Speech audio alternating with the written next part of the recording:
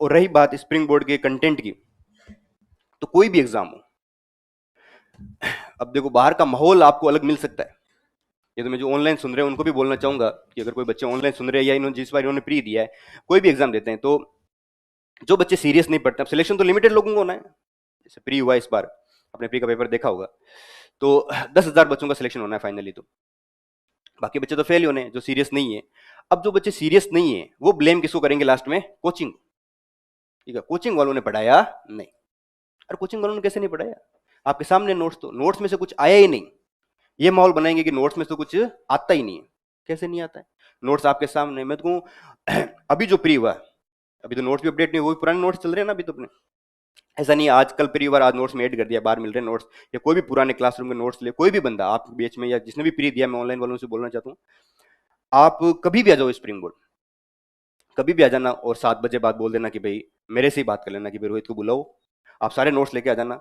ये भी जो पेपर हुआ है, आप 150 क्वेश्चन थे, 20 क्वेश्चन प्री ये सॉरी मैथ्स रीजनिंग के निकाल लो, 130 में से 110 क्वेश्चन मैं टिक लगवा दूंगा आपके। मैं आपके टिक लगवा सकता हूं कि ये रहे इस नोट्स में रहे, एकदम डिट्टो टिक लगवा दूंगा। और खुद नहीं पढ़ेंगे और बाहर ये माहौल बनाएंगे कि नोट्स में से कुछ नहीं आएगा।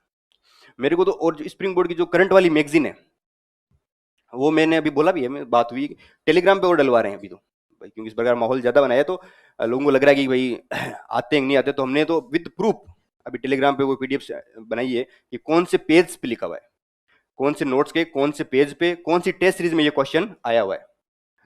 तो कम से कम अगर आप मैथ्स रीजनिंग के मानो तब तो 130 क्वेश्चन हो जाते हैं, 120 125 क्वेश्चन होते हैं जो डायरेक्ट नोट से, अपन मैथ्स रीजनिंग के बाहर भी निकालते हैं, तो जीके वाले पोर्शन से 110 क्वेश्चन है जो सीधे सीधे नोट्स में से। और जो कट ऑफ जाएगी मैक्सिमम भी ऐसा लग रहा है कि 60 या जिसके 65 क्वेश्चन सही है, 65 तो 87 बहुत ज्यादा मार्क्स बनते हैं, 87 के लगभग मार्क्स बनते हैं, 60 क्वेश्चन भी जिसके सही है उसका कंफर्म प्री होगा इस बार। ऐसा उम्मीद है कि जिसके 60 क्वेश्चन सही है उसका प्री कंफर्म है। और अपने वाले नोट्स में से मैं मिलवा सकता हूँ, किसी टीचर को टाइम हो नहीं हो, आप कभी भी स्प्रिंग बोर्ड आ जाना और नवीन सर से मेरे को कॉल करवा देना कि उस रोहित को बोला, उसने बोला था कि नोट से आए, मैं आपके आधे घंटे में आ जाऊंगा 7 बजे के बाद में, एक एक क्वेश्चन आपको मैं मिलवा दूंगा। इवन अपनी जो करंट वाली मैगजीन है इतनी अच्छी फ्रेम की है कि आप अगर वो करंट वाले क्वेश्चंस देखोगे, मैगजीन तो बाहर मार्केट में मिल जाएगी पुरानी, आप इतना शानदार राजवीर सरकार इनका आईक्यू बैठता है कि ऐसे ऐसे क्वेश्चन जो अपन को, मेरे को इंपॉर्टेंट नहीं लगते थे, मेरा सिलेक्शन हो गया, सब कुछ हो गया। एक क्वेश्चन था इस बार प्री में आया था, विश्व अंडर 8 चैंपियनशिप है वो किसने जीती?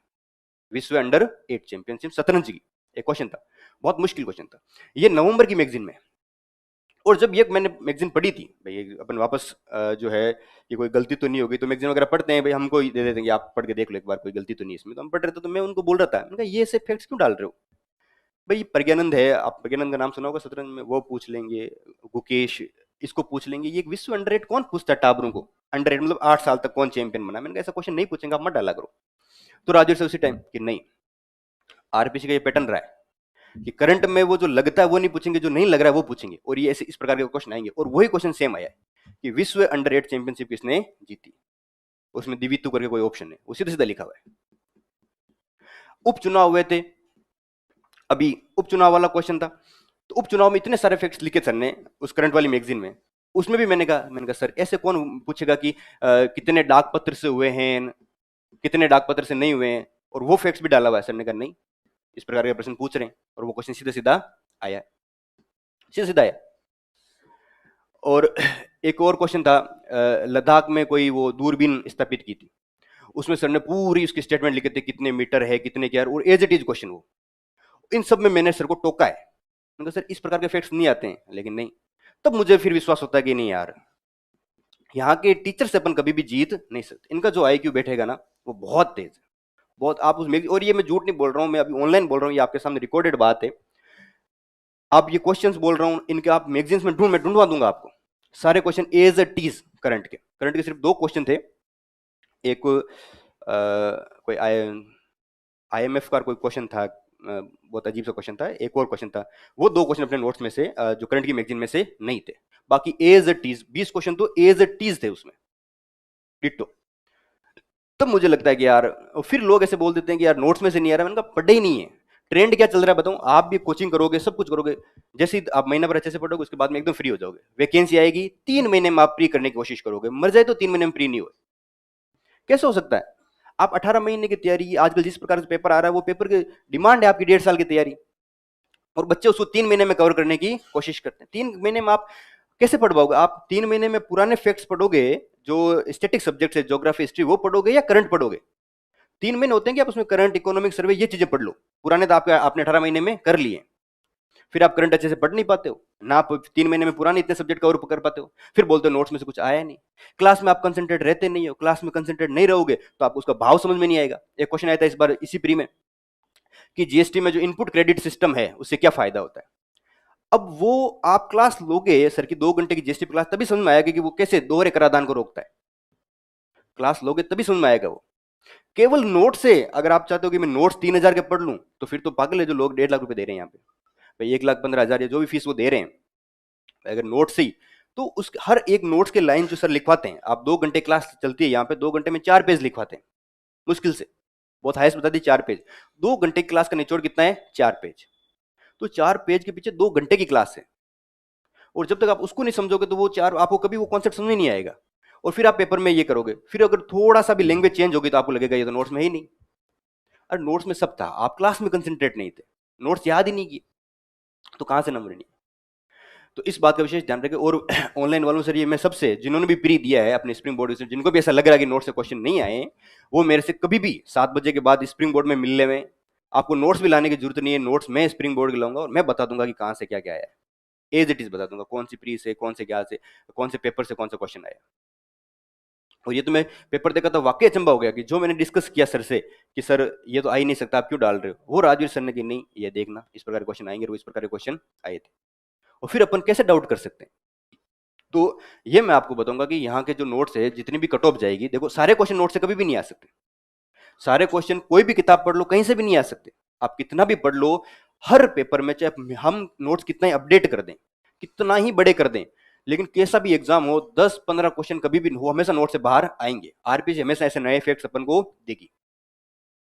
तो सारे के सारे तो कभी नहीं मिल सकते, लेकिन ये मैं गारंटी दूंगा कि आप भी जब प्री दोगे, जितनी कट ऑफ जाएगी उससे 50 नंबर ज्यादा के मैं आपको क्वेश्चन उसमें नोट्स में से दिखा दूंगा, या भले मेरी बात रिकॉर्ड कर लो, और कभी भी आपका मेंस हो, प्री हो, आप सारे नोट्स याद करके मेरे पास आ जाना, और फिर आपका सिलेक्शन नहीं हो तो मेरे को बोल देना। और आज भी कोई बच्चा जिसका प्री अच्छा नहीं हुआ है, या कोई भी जो मेरे को आके ये बता दे कि सर मैंने नोट्स पूरे याद किए हैं, आप मेरे को पूछ के देख लो, और मेरा प्री में इतने कम मार्क्स क्यों आ रहे हैं, तो आओ तो सही, आप नोट्स याद करो तो सही।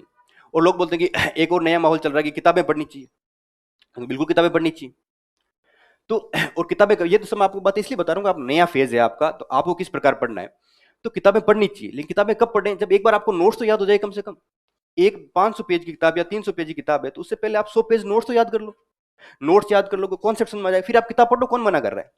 तो आपको किताब में कैसे पढ़नी है, क्या पढ़नी है, इसका सिंपल सा फॉर्मूला है कि जब तक कोई सब्जेक्ट, जैसे मान लो इकोनॉमिक्स चल रही है, यार अब इंडियन हिस्ट्री चल रही है, जब तक सर पढ़ा रहे हैं नोट्स बनाते जाओ, नोट्स को अच्छे से याद करो, नोट्स याद हो गई, सर के पास जाओ, राजू सर के पास, नरेंद्र सर के पास कि साहब आपने ये इंडियन हिस्ट्री पढ़ाई है और मैंने जो नोट्स आपके याद कर लिए, मोटे मोटे याद कर लिए, अब मुझे एक किताब बता दो, हर सब्जेक्ट की आप एक किताब सर से पूछ के पढ़ लो, और आपको किताब पढ़ने में टाइम भी नहीं लगेगा, फिर वो किताब आपके लिए क्या रहेगी? फ्रूटफुल रहेगी। डायरेक्ट किताब कभी काम आपके नहीं आएगी, और किताबें याद नहीं की जा सकती, याद क्या किए जा सकते हैं? नोट्स। ठीक है, तो इस बात का विशेष ध्यान, नोट्स पे पूरा भरोसा रखें। मेंस में भी मैं आपको गारंटी देता हूँ, 800 नंबर का पेपर है, अब 800 में से 800 के तो कभी नहीं आएंगे, लेकिन मैं आपको 600 650 नंबर के क्वेश्चन आपको 600 नंबर के आराम से बता दूंगा, या जितनी भी कट ऑफ जाएगी उससे डबल, मेंस में तो मैं जितनी कट ऑफ जाएगी उससे डबल के क्वेश्चन आपको है जो नोट्स के एज इट इज बता दूंगा। ठीक है, तो नोट्स पे आप कंप्लीट फेथ रख सकते हो, आप एकदम अच्छे से नोट्स को याद रखें। ये बाहर मैं आपको इसलिए बता रहा हूँ, आप नए बच्चे हो, और मार्केट में आपको लोग जो पुराने भोमिया हो चुके हैं या जो पढ़ते नहीं है, वो आपको ये बोलेंगे अरे अरे नोट्स में कुछ नहीं पढ़ा है, नोट्स के चक्कर में बर्बाद हो जाओगे, हम हो गए। अरे हम नहीं, आपने पढ़े ही नहीं। आप उसको बोलना है किताब देते नोट्स की, मैं पूछता हूँ तेरे कितना याद है। तो इस चक्कर में बिल्कुल नहीं आना है, मैं आपको बोलता हूँ नोट्स याद करने हैं, एज इट इज याद करना है, उसके बाद टीचर से पूछ के कि सर मैं कौन सी किताब पढ़ूं, फिर किताब पढ़े। और मैंने तो नोट्स के अलावा कुछ ही नहीं पढ़ा, नोट्स पढ़े, और जो भी जैसे सेम कोई एक आध दो, जैसे एथिक्स हो गई, पबेड हो गई, इनमें मैंने सर से पूछ लिया, मैंने कहा सर बताओ देखिए कौन सी किताब पढ़े, तो उन्होंने जो भी किताब सजेस्ट की वो किताब पढ़ ली, उसमें जो भी आपको एक्स्ट्रा लगता है वो ऐड कर लिया नोट्स में, बस बात खत्म। और एक बात मेरे हमेशा दिमाग में रहती है कि क्या आपको लगता है क्या कि राजवीर सर, विजय शेखावत सर जो आप अगर तो वो इतने इंटेलिजेंट है, वो अपन को यहाँ आके जो पढ़ा रहा है आदमी, वो घर से 10 किताबें नहीं पढ़ गया? मतलब राजू सर या विजय शेखावत सर क्या एनसीईआरटी पढ़ के नहीं आए क्या?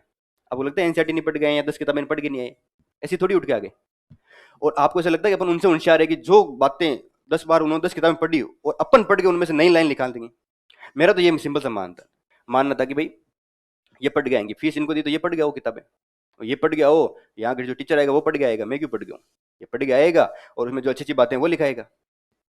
तो मेरा तो थोड़ा अंधा फेथ था। फिर भी आप थोड़ा ज्यादा इतना अंधा फेथ ना रखे, आप जो है पढ़े नोट्स पढ़ के सर से खुद पूछ लें कि सर मेरे को ये किताब कौन सी किताब पढ़नी है, आप पढ़ोगे किताब तो आप खुद लग जाएगा 90% तो सेम ही लिखवा दिया सर ने, जो इंपॉर्टेंट बातें सारी अपने नोट्स में। और हर चीज है एग्जाम में, जैसे सारे के सारे क्वेश्चन कभी भी कवर नहीं किए, जैसे कोई भी कोचिंग कोई भी किताब कवर नहीं कर सकती। तो ये बात है। और